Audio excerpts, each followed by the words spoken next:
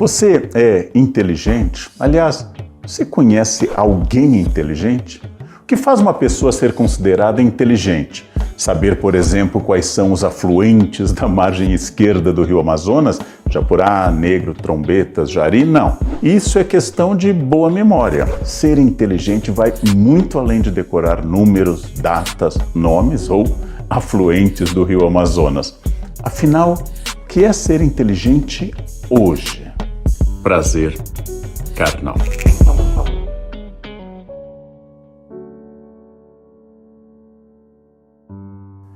Para definir inteligência, eu já dei uma pista no começo. Muitas pessoas confundem memória com inteligência. Acham que saber muitos nomes, muitas datas, muitas citações ou muitas palavras é algo típico de alguém muito inteligente. Na verdade, é quase o contrário. Uma memória perfeita, às vezes, acontece em pessoas com dificuldade de abstração ou dificuldade de relação, dificuldade de criação. A simples repetição de algo é o que o computador faz. O computador tem o dado, eu peço, o computador devolve. Esta simples evocação de um dado, ela não é o dado central da inteligência. Inteligência implica criar, não apenas repetir.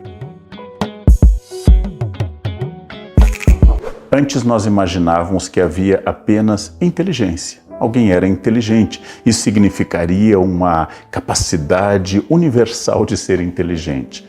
Na década de 1980, nos Estados Unidos, um estudo em Harvard demonstrou pela primeira vez os tipos de inteligência. Ou seja, nós não temos apenas inteligência. Nós temos, por exemplo, uma inteligência lógico-matemática. Pessoas capazes de lidar bem com abstrações numéricas, volumes, geometria, deduzir hipóteses, pensar matematicamente. Nós temos também uma pessoa capaz de ter inteligência linguística. Encontram palavras adequadas, fazem frases novas, têm imensa capacidade em compor ideias a partir de palavras. Muitas vezes, uma pessoa excelente em lógica matemática é ruim ao escrever. Outras vezes, um genial literato que cria ideias muito inovadoras é incapaz de resolver uma equação simples, e não apenas por treino, mas porque são inteligências distintas. Existem pessoas com grande habilidade, por exemplo, de conhecer ao grupo e conhecer outras pessoas e lidar com as emoções do grupo. Temos também pessoas capazes de autoconhecimento, capazes de saber se o seu sentimento é A ou B. Falamos então de duas inteligências, interpessoal e intrapessoal. Sua capacidade de perceber outras pessoas, seus sentimentos, as oscilações e a capacidade de perceber a si. Nós sabemos que há pessoas geniais de um ponto de vista técnico-formal, na elaboração de teorias científicas, mas com uma dificuldade imensa de convívio em grupo. E outras que têm grande capacidade de conviver em um grupo, mas têm dificuldade com abstrações matemáticas ou, por exemplo, linguísticas. Existem pessoas com grande capacidade de perceber o próprio corpo ou perceber o espaço ao redor.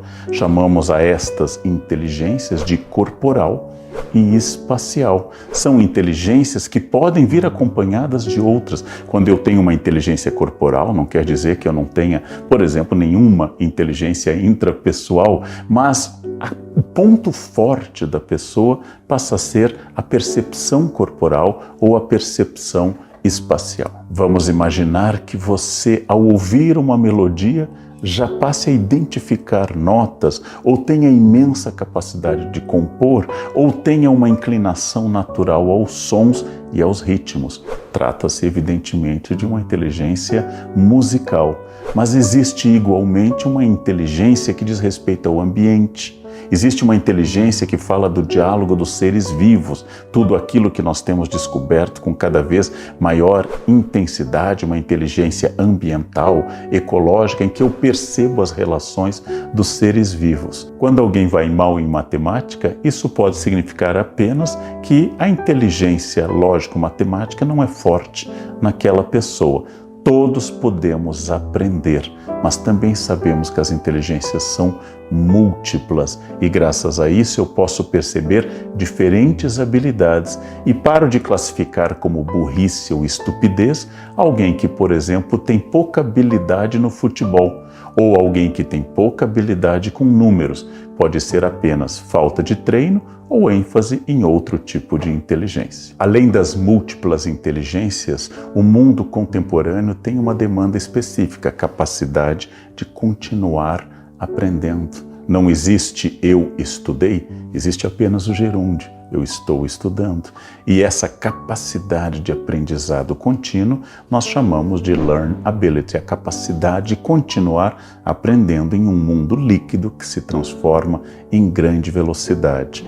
Mas é preciso também pensar em um conceito ainda mais recente, learn agility, ou seja, a minha capacidade de me adaptar às mudanças e no tempo correto, com agilidade, a capacidade de eu perceber que um conhecimento perdeu sentido e agora eu tenho que partir para um novo paradigma, buscar novos dados e não ficar preso a dogmas passados e ultrapassados. Sobre o conceito de Learn Agility, o professor da Universidade de Michigan, Scott DeRue, fala dessa capacidade de digerir rapidamente as informações, adaptá-las, e nos convida a pensar que em um mundo contemporâneo, todos nós nos tornamos curadores de nós mesmos, ou seja, somos pesquisadores autônomos, em busca de informações, em busca de mudanças. Claro que não basta identificar a necessidade dessa agilidade no aprendizado, e é por isso que o professor Burke da Universidade de Columbia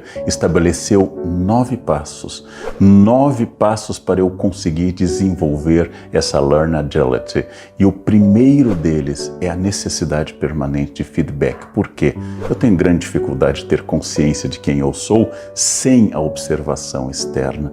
Então, a necessidade de feedback é um distanciamento da minha ação, do meu pensamento e da minha própria consciência graças ao feedback dos outros. Não quer dizer concordar com esse feedback, quer dizer ouvir e saber se aquilo tem sentido, se aquilo tem validade. Além desse feedback, uma busca incessante, permanente de dados, uma busca de informações que possam me abastecer de todas as formas, livros, filmes, atividades sociais em que eu seja abastecido, atento e consciente para as coisas que podem transformar minha ação, minha consciência profissional, minha relação com as pessoas. Mas eu preciso também assumir riscos. O professor Burke ainda destaca 2 campos onde esses riscos podem ser úteis: riscos interpessoais e riscos de desempenho. Eu tenho que ser desafiado, eu tenho que me submeter a situações que me tirem da minha zona de conforto. E eu tenho que ser capaz de falar a outras pessoas e compartilhar talvez erros de avaliação, fracassos, porque isto vai me tornar mais próximo das pessoas e capaz de pensar novas estratégias, assumir riscos de desempenho e interpessoais, segundo o professor Burke, estimulam a sua Learn Agility. Mais 2 habilidades fundamentais: colaborar e experimentar.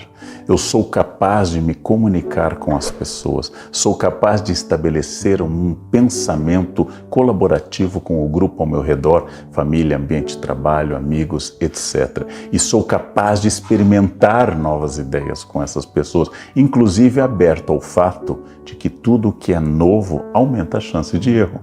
Se eu vou fazer uma receita nunca antes experimentada na minha cozinha, a chance de dar errada a receita é muito maior do que aquela que eu testo toda semana, mas só assim eu vou me desafiando, me expandindo e vou conseguindo na comunicação com as pessoas e na ousadia de novas ideias práticas, eu vou conseguindo desenvolver essa agilidade essencial para o mundo contemporâneo. Um item fundamental na avaliação do pesquisador Burke é a questão da reflexão.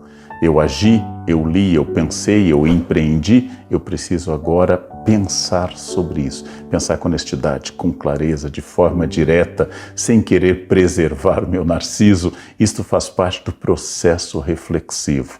E essa capacidade para ele é essencial nessa agilidade. E para encerrar, 2 questões centrais. Flexibilidade. Pessoas duras, dogmáticas, intransigentes não são ágeis, não se adaptam ao mundo em velocidade. Flexibilidade. E por fim, essencial no conceito, velocidade. Mover-se rápido, não procrastinar, palavra que os americanos gostam muito, nós usamos um pouco menos, não adiar o que é essencial, não deixar para amanhã, ter timing, não procrastinar, para que eu me adapte à velocidade do mundo. Tudo isto são habilidades que eu posso incentivar para que eu me torne uma pessoa mais ágil, mais veloz e possa me adaptar melhor e até dirigir melhor e com protagonismo minha existência nesse mundo absolutamente veloz e que privilegia pessoas protagonistas. E já que eu falei de protagonismo, eu quero encerrar lembrando que o conceito de inteligência implica assumir a responsabilidade sobre si. Não são as pessoas, não é a empresa, não é a família que vai me tornar mais inteligente, que vão estimular a minha inteligência. Sou eu mesmo que me aproveito das informações, das situações e me torno protagonista responsável, ativo pelo meu crescimento, pela minha educação permanente. De novo, não existe estudado, existe estudando, não existe patamar de vitória, existem apenas degraus que eu vou galgando rumo ao desenvolvimento da inteligência, que nunca será total, mas sempre será perfectível, cada vez melhor, cada vez mais próxima daquilo que eu desejo. Para ser inteligente, é essencial ser protagonista. Foi um prazer.